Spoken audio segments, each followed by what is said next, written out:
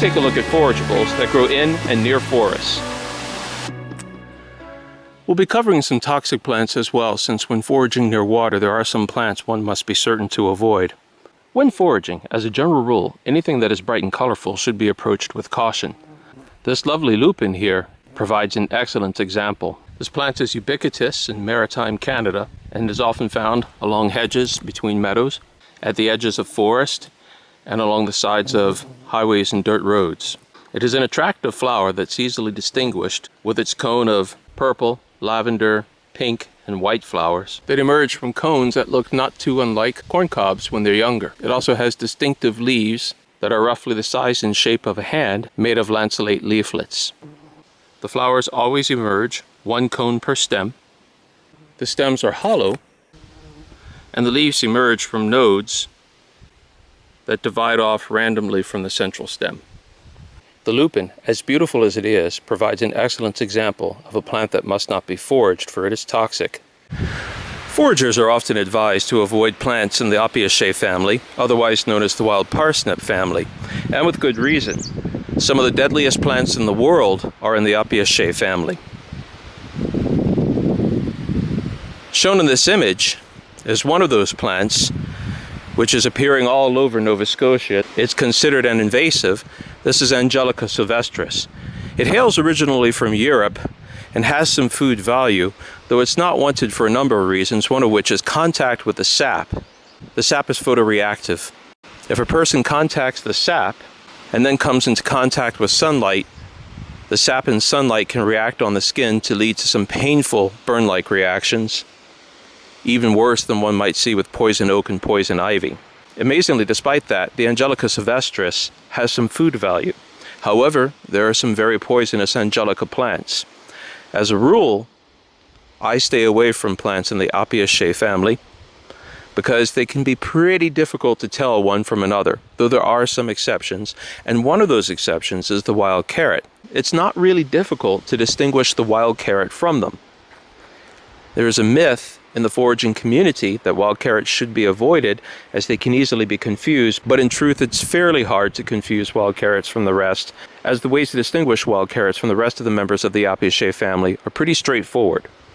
1. Wild carrots have pretty hairy stems. 2. They're not a very large plant and often grow fairly low to the ground, especially in their first year. 3. They have feathery leaves. The leaves are actually soft and feel to me a bit like fur when planting them. But the most definitive and easily identified clues that you are indeed looking at a wild carrot is wild carrots have solid parts. The stems, the leaf petioles, they're all solid. Whereas poison hemlock and the angelicas and the wild parsnips have hollow stems. And just as importantly, wild carrots have a distinctive carrot fragrance. It is amazing how fast wild carrot grows. I filmed this carrot yesterday and was walking by it just now, and it's even thicker since yesterday, whereas yesterday I was thinking it was maybe just over a half inch, somewhere between a half inch and 2/3 of an inch. Today it is definitely 2/3, maybe even 3/4 of an inch. Anyway, this is a great opportunity to explain how to use wild carrots in its second year. Many wild carrot foragers argue that carrots in their second year are the best. At this point in time, the carrot underneath the soil is not what you want. It's going to be tough and woody. What you want is that thick central stalk. I've been asked how to tell when that central stalk is good to eat. Well, anytime it starts to emerge, it's good to eat. You want to get it. I tend to hold off until they're about as large as I think any given carrot's going to get. This is an exceptionally large wild carrot. The reason it's so large is because the ground here is soft and friable. There's probably quite a large carrot tuber underneath this carrot. But I'm going to cut this carrot stalk and demonstrate to you how to eat it. So the part you want is that tall central stalk. Now, of course, this is going to keep the carrot from reproducing, but wild carrot is very common. We don't have to worry much about that. This is what you want. The little branches on the side are kind of bitter. You don't want those. It's just the central stalk you want. You can have the central stalk over here and the large portion of the stalk where it branches here. All the little side branches, you want to just remove those. They're tough, stringy, and bitter.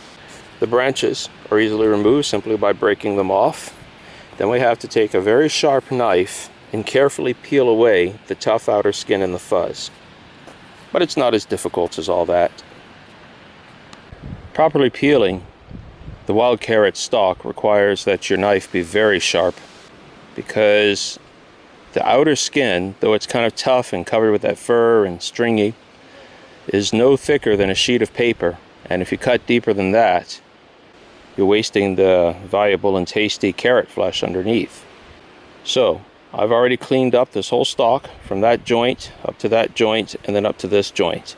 The joints themselves will be kind of tough. You might not want to eat them raw, but if you're going to cut up this thing, and this is quite large, this is about 2 or 3 ounces of carrot meat here. You could take a half dozen of these, throw them in a stew. If you do so, you can put them in even with the joints will cook down. Or you can just eat these raw.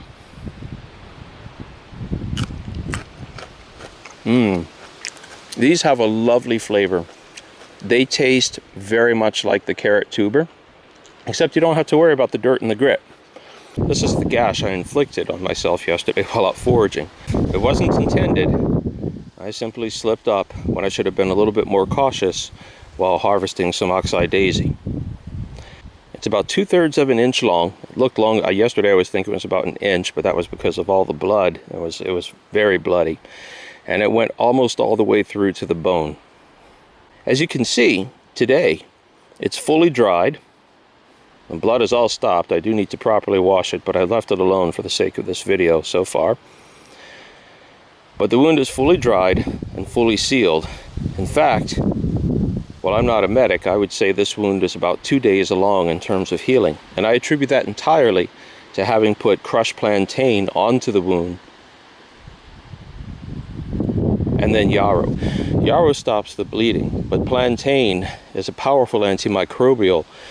But as importantly, it's also known to speed up the healing process.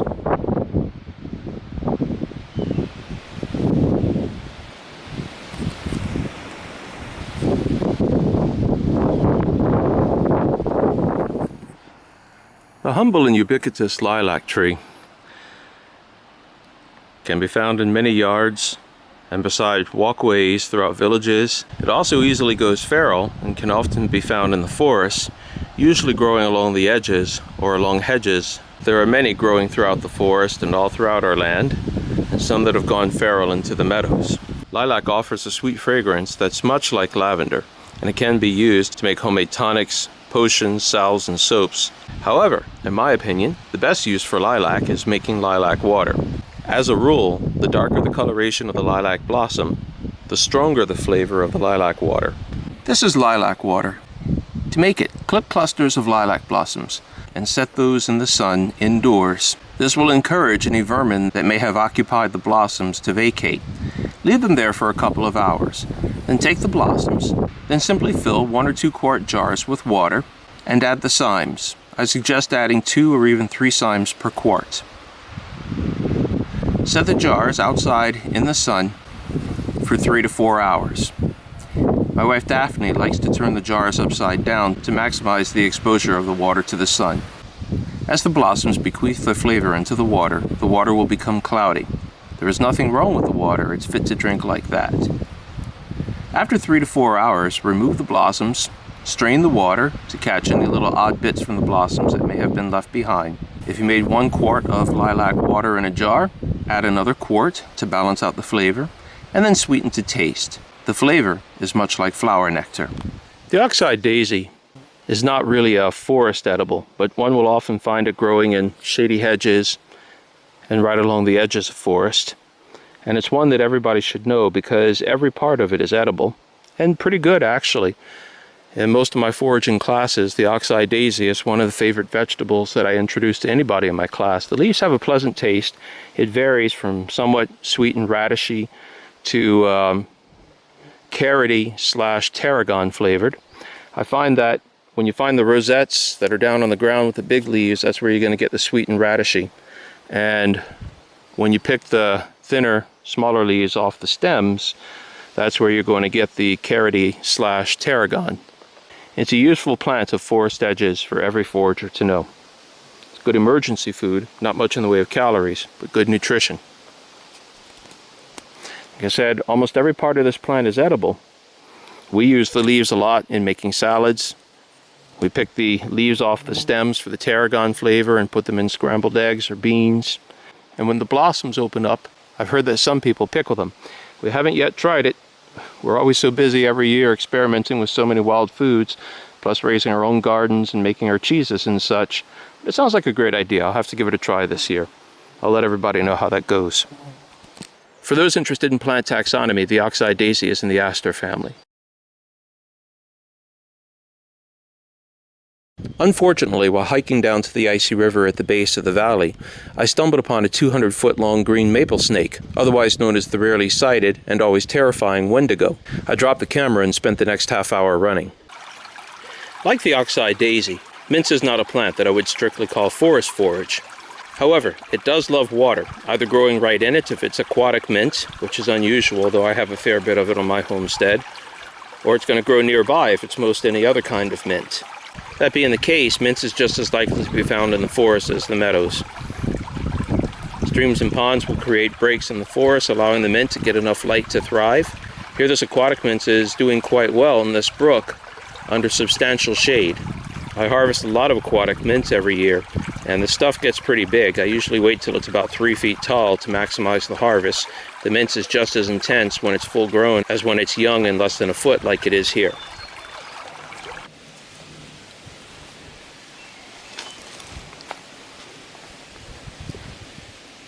Whether in bright meadow or forest shadow, the forest is abundant with forageables. Here we have an abundance of an herb that many people might mistakenly think of as clover. This is actually wood sorrel, also known as forest shamrock. There are various kinds of sorrel or shamrock. Some grow in meadows. One is horseshoe-shaped. It's commonly known as sheep sorrel. One is also shamrock-shaped, and it's simply known as field sorrel or meadow shamrock. And there is this one, which is fond of forest. The forest shamrock has a pleasant lemony flavor and is nice in tea, or as an addition to a salad, or even in stir-fries. It has a very mild toxin, so you wouldn't want to eat buckets of it, but many of the plants that we eat, even those we buy from groceries, have a mild toxin. Toxins are very common in plants. It's how they defend themselves. Potatoes derive from the highly poisonous deadly nightshade, as do tomatoes, and as do eggplants. Cherries derive from cherry trees, which are laden with cyanide, as does the lesser-known but equally delicious elderberry. Growing between the forest shamrock are these shiny, oval-shaped leaves. They are everywhere, and you can see the leaves have distinctive small flower clusters. This is Canada Mayflower. These flowers will develop into small ruby-red berries toward the end of summer, and they have a taste highly reminiscent of cranberry sauce. It is important to eat the berries only when they're fully ripe, as some reports can lead to mild gastrointestinal problems.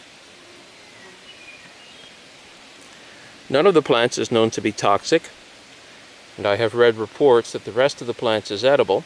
I've tried it, and it has a pleasant vegetable flavor that's similar to cucumber, though in a very mild sense. It's a bit tough and woody by the time the plant is ready to put out its blossoms, but many otherwise edible herbs are. So if it's going to be harvested and put on salads, I think you can do so safely, but you should do so when the plant is younger before it's put out its blossoms. At all stages of life, the Canada Mayflower is often mistaken for the bunchberry, which is a member of the dogwood family. And that's because the bunchberry has similar glossy leaves and also puts out bright red berries. The difference is that the Canada Mayflower berries are somewhat translucent, like a ruby, and they're succulent and tart, whereas the bunchberry is opaque red and looks like a cluster of tiny apples. And in fact, if you pick a bunch of them and eat them, they taste similar to apples, usually without the tartness. These fine feather-like leaves run along clingy vines and lead to the extraordinarily beautiful magenta and cyan blossoms of the vetch plant. The vetch is a form of lentil, and in fact these blossoms will ultimately mature to become small pods filled with lentil seeds. Ungulates, animals with 4 stomachs, can tolerate them, but they contain a moderate strength poison that is incompatible with the human digestive system, so you must not eat them. Sometimes people make the mistake of eating these noting that they are in the lentil family, not being aware that not every lentil is edible. White clover is a very familiar sight, as is its cousin red clover. These are plants from the pea family.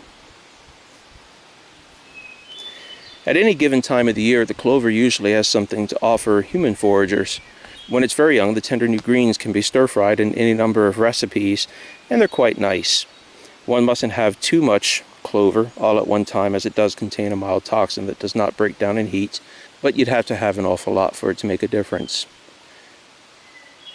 When the growth is too mature to be worth eating, and that's pretty much the case once it begins to go to flower, you have another option, the lovely blossoms. Like all plants in the pea family, clover has irregular blossoms. I'm not going to get into the technical aspects of that at this time. We'll just say that the petals of any given pea flower are irregularly shaped, usually marked by a large lower leaf, two wing-like side leaves, and a large or small upper leaf of a different shape. What you see here, what looks to be a single blossom of the clover plant, is actually a cluster of blossoms. You can pick these blossoms off and add them to a tea, and they give it a somewhat sweet, lovely floral flavor. Or you can try an alternative that Daphne and I have developed a fondness for. You can simply make a somewhat sweet, otherwise neutral flavored custard, and add the blossoms to it to give it a floral flavor. You can use white or red clover. The distinctive leaves of the red clover. This clover has not bloomed yet, and so these leaves could probably still be used for greens, fried with a little butter and some kind of meat grease, bacon grease perhaps, would cancel any bitterness in there. These can be included in this video because clover but readily occurs in any break in the forest. When walking through the forest, now and then you'll come across very young trees. This is a baby maple, a sapling not even 6 inches tall. At the end of all my videos, I always tell people to go soft and go gently. And that's because the wildlands, especially forests, are much overtaxed resources these days. And when harvesting, or even just out hiking about, we want to do as little harm and be as respectful as possible. Go soft and go gently means do no harm where you can avoid it. It takes a long time and a lot of luck for a maple or any hardwood tree in particular to have a chance at life, for its seed to find its way into the ground, germinate and sprout. Avoid stepping on these. Give them space and room and opportunity to grow. Here's another commonly known plant of meadows and forest breaks, the raspberry. Not only the fruit are useful, but as well the leaves, which can make a pleasant tea. On your forest forays, it's a good one to bear in mind. When I trek into the woods, whenever I pass a few canes, even if it's before the berry season, I like to grab a few leaves and just throw them in my pack for when I stop and pitch camp later, or even just for a break. All pines and spruces have some food value. Pine needles are somewhat tough, but their needles can be bruised and brewed in water to make a vitamin C rich tea. Spruce tips have the same quality. They too can be bruised. I like to just harvest a bunch of them, grind them with a rock a little bit, and throw them into my tea water. Not too many because they have a strong flavor, but they too can be put into a tea to add flavor and vitamin C. But during spring and the first half of summer, during the growing season, spruces have these pale green tips at the edge of their branches and the branches offshoots. These pale green tips are meristems. It's tender young new growth that will lead to more needles, new branches, and extension of the main branch overall. Meristems are the edible part of any vegetation, the part that we want to eat. The meristems of the spruce are edible through and through. Simply pick it and eat the whole thing. They tend to have a citrusy flavor, and unlike the mature needles, they aren't overstrong with the resiny oil of conifers that makes conifers unpleasant if had in any great quantity. They're tender and can be eaten raw. Even better, even pick a handful or two of them, and in the evening when you're back at camp, throw them in the pan and stir fry them. They go very nicely with red meats, pretty nicely with fish, very nicely with stir fries, and they can be minced up and added to a salad with very nice effects as well. The one I'm eating right now has a very pleasant citrusy flavor, just a hint of the conifer oil that most people find somewhat disagreeable. myself included. I'm not too crazy about the conifer oil taste, but it otherwise has a very pleasant citrusy flavor that really drowns out any conifer flavor. It's rather like an orange or a tangerine, a bit more tart, less sweet, but very pleasant. This is the friendly birch tree. Birch is one of the most wonderful forageables in the forest, simply because it has so many uses. The tips of a birch branch have a distinct wintergreen flavor. Sometimes when hiking, I just break them off, pull away the leaves, and chew on them. You want the soft part of the tip that has some flex in it. That's where the wintergreen flavor is really going to be. As you work your way up the branch, when you feel it getting stiff, it's just woody there and doesn't have too much flavor. But if you gather a couple of dozen of those little tips and put them in a pot of boiling water, it makes a nice wintergreen flavored tea, which is a lovely treat at the end of a hot day, especially if you have some other nice herbs that you may have foraged to throw in that tea, such as clover blossoms, dandelion blossoms, strawberry or raspberry leaves, some wild mint, and any of many other things that I could go on and on naming. Many people have also heard that the birch bark is edible. This is partly true. The outer bark is not edible. This outer bark you can see is papery and stringy. That has a different use. That's very handy for starting fires. You have to be careful not to rip off all the bark, especially not all the way around the tree. But you can just cut off or yank off that papery stuff and use that as a base to start a fire. I'm not going to get into that right now. That's a topic for a different video at a different time. But underneath the outer bark, every tree has a thin inner layer of bark. It's only a cell thick, about as thick as a sheet of paper. It's called the cambium. It's not edible on all trees, but the birch is one of the trees that it is edible. It's not a lot. You'd have to harvest a lot of cambium to get something edible. But the way that you get it, I'm not going to actually damage these trees. This is a coppice tree. And at some point I'm going to come back over here and harvest 2 or 3 parts off this tree, but I'm not sure which. It will depend on my needs back at the homestead. So I don't want to damage any part of this tree till I'm ready to harvest it. But I'll just take a knife and show you what you might do. You would cut a line there and a line there, cut across, and carve off very carefully that outer level of bark. You could do that with a hatchet. You don't necessarily need a knife.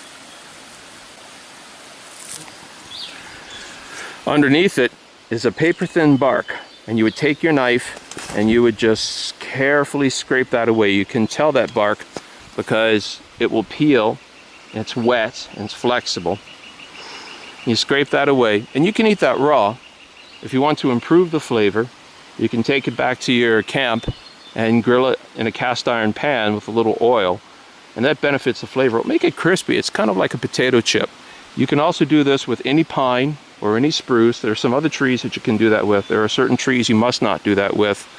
If you do this with a yew tree or a cherry tree, for example, it will go hard on you. Those trees are toxic. But the birch tree and any spruce or pine tree to be found in the north, all of them can be used.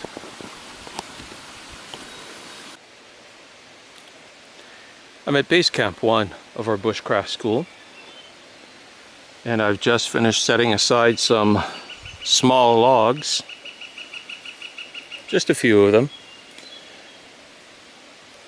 They were gleaned from our coppice woods back there. There are tens of thousands of young coppice trees, some of them only growing inches apart. So I go back there whenever I need extra wood and thin them when the trees are growing that close. Any thinning you do helps the forest. I selectively choose out deformed trees, smaller trees, weaker trees, something that looks ill, or just find 2 trees that are growing too close together and select the smaller of the 2 for cutting. And then that wood will either go back to the homestead or go to one of the base camps to serve some purpose or other. I'm just going to leave this wood here, and if I decide to make some sort of structure out of it down the road I can. Otherwise it can dry and it can be cut up for a little fire pit over here. This fire pit my daughter and I set up a couple weeks back just by gathering some local stone and piling it up. I have a metal grill that I've recycled from an old barbecue pit, and it's stashed back in these trees here somewhere, and whenever we want to do some cooking back here, we can build a fire in there, and once it's down to coals, we put the grill over it and the cooking goes conveniently. If we want to fry something, Well, we keep the fire going a little longer, and as it gets hot, the stone here heats up. This is a fairly flat stone, and we can cook directly on the stone. Or we can set a pot or a pan on that stone there, and the pot or pan won't quite get hot enough for things to cook, but it'll keep things warm. It's a nice setup. But when I was cutting these poplar shafts, I removed the green tops from them, and I brought them back as well. Since we're talking about foraging, we might as well address that it's a good idea not to let anything go to waste. And even though you and I, as human beings, might not enjoy eating the young poplar leaves here, I know some animals that will. And to goats, these poplar tops are like ice cream. I'm going to haul these back with me when I head back to the homestead and toss them into the pen, and they'll be all over these. So the moral of the story is, when you're out foraging, don't let anything go to waste. If you can't use it, do you have an animal? Or do you know some animals that can? Do you have a garden? Perhaps you can keep the waste for part of your compost. Try to use it all. That's nature's way. Let's go home, boy.